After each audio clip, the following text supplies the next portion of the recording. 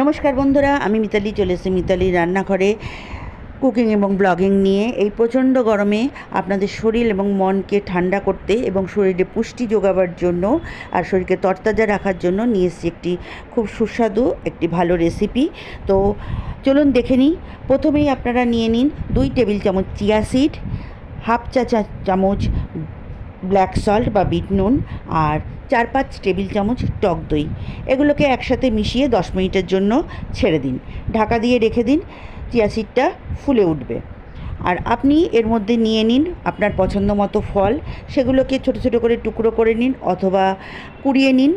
আমি আমার জন্য নিয়েছি এখানে শসা, বেদানা এবং আপেল আর শসাটাকে আমি কুড়িয়ে নিচ্ছি আর বেদানাটাকে ছাড়িয়ে দানাগুলোকে বার করে নিচ্ছি।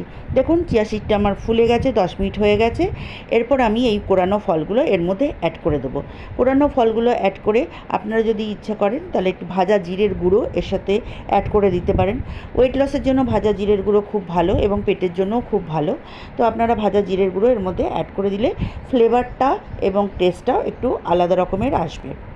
বন্ধুরা, আমার এই রেসিপিটা যদি আপনাদের ভালো লাগে তাহলে অবশ্যই বানাবেন, বানিয়ে আমাকে কমেন্ট করে জানাবেন কেমন হয়েছে।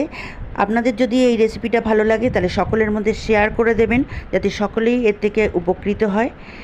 আমার চ্যানেলটা যদি সাবস্ক্রাইব করা না থাকে তাহলে অবশ্যই সাবস্ক্রাইব করে নেবেন, বেল আইকনটা ক্লিক করবেন, তাহলে যখনই আমি এরকম নিত্য নতুন রেসিপি আপলোড করব আপনাদের কাছে চটজলদি পৌঁছে যাবে।